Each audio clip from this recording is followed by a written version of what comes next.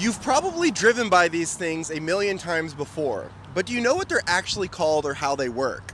There's an ingenious design element to them that might surprise you. Hey, it's John, the Happy Urbanist, here with Strong Towns. Let's talk about crash cushions, or what you might hear an engineer refer to as an impact attenuator, and they exist because high-speed roads can be unforgiving.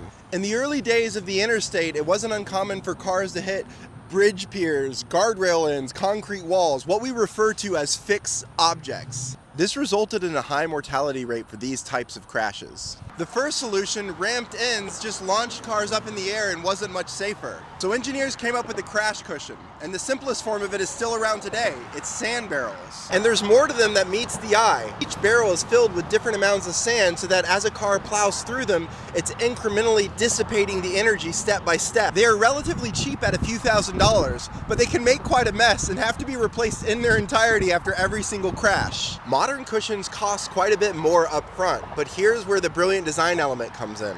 They're meant to be used over and over again. The idea being that if they last long enough and get hit often enough, they end up saving us money. The math looks like this. The FHA estimates that traffic crashes cost America $340 billion a year. That's over $1,000 a year per person living in the country. A single fatal crash can cost millions of dollars in medical bills, lost productivity, and emergency response. So there's this theoretical world in which spending $40,000 on a crash cushion could save you money as a society.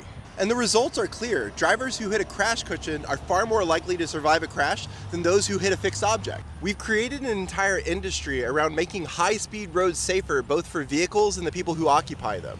But there's a bigger question. Do we put the same effort in protecting people outside of cars? On highways, safety is engineered down to the last bolt. But in our cities, especially at intersections where cars and people share space, studies have shown that design prioritizes vehicle flow. Pedestrian safety, wait times, and even comfort just get pushed to the side. If we can innovate this much for drivers, shouldn't we commit a similar amount of ingenuity for protecting those who are the most vulnerable? The people who are walking in the streets?